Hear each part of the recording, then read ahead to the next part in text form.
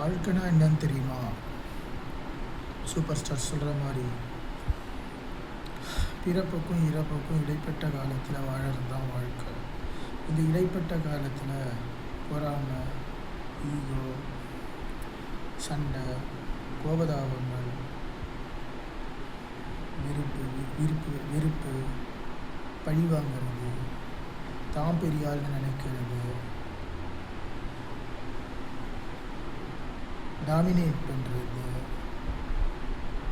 இந்த மாதிரி எல்லாம் இல்லாமல் அன்பு, பாசம், நேசம் இதெல்லாம் எப்போ ஒரு மனுஷனுக்கு வருதோ அப்போ தான் அவனோட வாழ்க்கை ஆரோக்கியமாக இருக்கும். இது எப்போ உங்களுக்கு புரியுதோ அப்போ என் வீடு உங்களுக்கு திறந்திருக்கும். 2, நிறைய பேர் என்ன நினைக்கிறாங்கன்னா, ஃபாரின் கண்ட்ரிஸ் போயிட்டு இங்கிலீஷ் நல்லா பேசி நிறையா படித்தவங்க நல்ல பணம் சம்பாதிச்சா வாழ்க்கை நல்லாயிருக்கும், அவங்கள கல்யாணம் பண்ணிக்கலான்னு நினைக்கிறாங்க. ஆனால் அப்படி கிடையாது. நான் என்ன சிம்பிள் லாஜிக் சொல்கிறேன். அந்த மாதிரி நீங்கள் நினச்சது, நீங்கள் எல்லோரும் நினைக்கிறது உண்மையாக இருந்தால் இன்றைக்கி 100% நீங்கள் நினைக்கிற எல்லார் பீப்புளும் யார் யாரெல்லாம் அதை செஞ்சாங்களோ அத்தனை பேர் இன்றைக்கி நல்லா தான் இருந்திருப்பாங்க. ஆனால் எனக்கு தெரிஞ்சு அது நடக்கலை. அப்போ எங்கே தப்பு இருக்குன்றதை நீங்கள் தான் யோசிக்கணும்.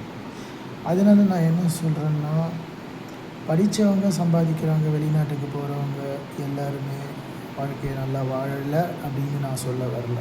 ஆனால் அதில் மட்டுமே வாழ்க்கை அமைஞ்சிராதுன்னு சொல்ல வரேன். அங்கேயும் நல்லது நடக்கலாம், நடக்காமலும் இருக்கலாம். அதுதான் வாழ்க்கை. அதனால் ரொம்ப இது யோசித்து முடிவு பண்ண வேண்டிய சில விஷயங்கள். எடுத்தமோ கவுத்தோன்னு பண்ணாமல் நீங்கள் அவசரப்படாதீங்க.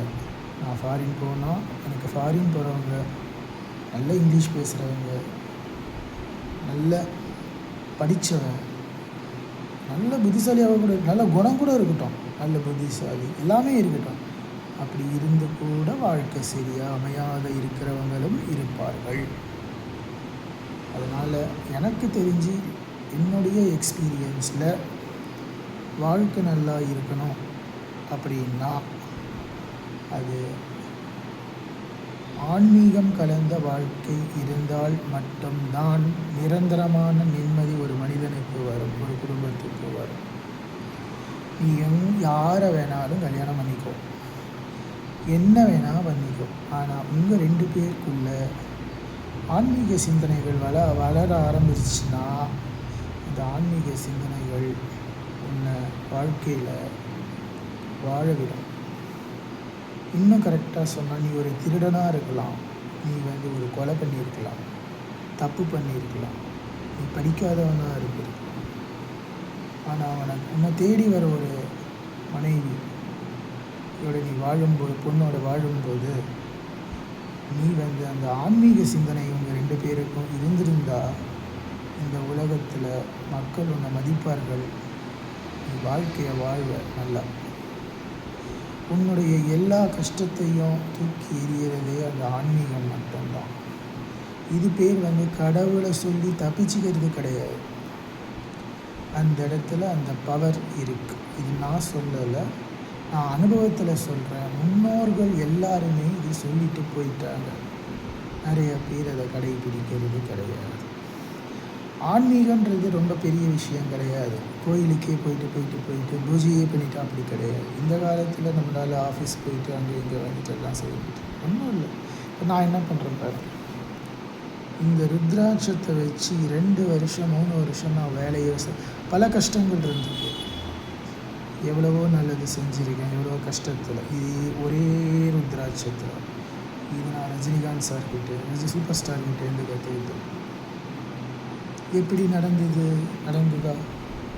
இந்த ஒரு ருத்ராட்சத்தை வச்சு நான் 3 வருஷம் வாழ்க்கையை தள்ளி பணம் சம்பாதிச்சிருக்கேன் பல கஷ்டத்தில்.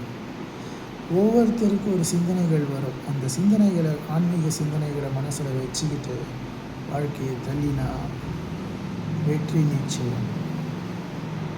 Thank you friends. Bye.